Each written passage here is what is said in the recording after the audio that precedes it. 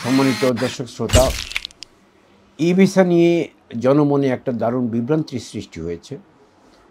এটা আমরা দিনে দিনে অসংখ্য ফোন পাচ্ছি। আমাদের এই বিষয়গুলো কমিউনিটির সকলকে অবহিত করার জন্য আমরা আগ্রহ বোধ করায় আজকের এই ভিডিওটা আপনাদের জন্য প্রকাশ করছি।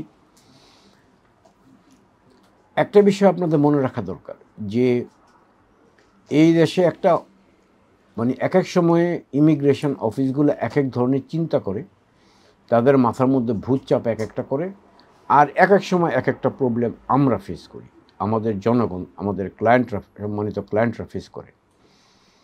যখন ই ভিসা চালু করার কার্যক্রম চিন্তা করলো, এটা একটা নতুন সিস্টেম এই দেশের জন্য। এখানে ম্যাসিভ একটা সিস্টেম প্রয়োজন। অলমোস্ট মোর দেন 3 মিলিয়ন লোক এই দেশে ইমিগ্রেশন হোম অফিসের উপরে ডিপেন্ডেন্ট।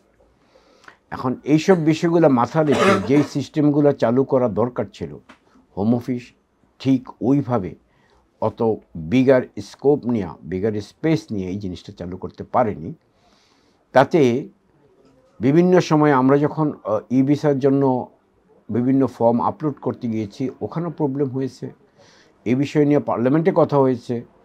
শেষ পর্যন্ত মাননীয় প্রধানমন্ত্রী গত বুধবারে ঘোষণা দিয়েছেন যে 31শে ডিসেম্বর 2024-এ যেই রেসিডেন্স পারমিটটা, বায়োমেট্রিক রেসিডেন্স পারমিটটা শেষ হয়ে যাওয়ার কথা ছিল, সেটা আগামী মার্চ 2025 পর্যন্ত বলবৎ থাকবে। এই নিয়ে যাদের কাছে বায়োমেট্রিক রেসিডেন্স পারমিট আছে 31শে ডিসেম্বর শেষ হয়ে যাবে, তাদের মনে কোনো শঙ্কা থাকার কারণ নাই যে আপনারা এই দেশে আসতে পারবেন কি না। সারা পৃথিবীর সকল এয়ারলাইন্স, আমরা দেখছি হোম অফিসের ডিক্লারেশন, সারা পৃথিবীর সকল এয়ারলাইন্স, সারা পৃথিবীর সকল ইমিগ্রেশন এন্ট্রি পয়েন্ট, সকল ট্রানজিট পয়েন্ট, সবাইকে এই বিষয়টা ইনফর্ম করে দেওয়া হয়েছে যে যেসব ইউকের যেসব বায়োমেট্রিক রেসিডেন্স পারমিটে 31শে ডিসেম্বর পর্যন্ত তারিখ দেওয়া আছে, তারা মার্চ 2025 পর্যন্ত এই দেশে আসতে পারবে। আপনাদের মনে এই বিষয়ে শঙ্কা থাকার কোনো প্রয়োজন নেই।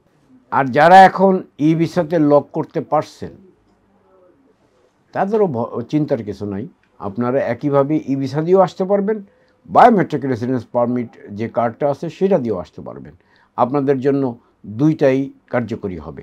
আপনাদের এটা নিয়ে অরিড হওয়ার কোনোই কারণ নাই। এরপরে আবার কি হবে, তাদের মাথায় কি ভূত চাপবে বা কতটুকু ইফিশিয়েন্ট করবে এই সিস্টেমটা, তার উপরে ডিপেন্ড করে ফার্দার অ্যানাউন্সমেন্ট আপনারা ফেব্রুয়ারিতে পাবেন।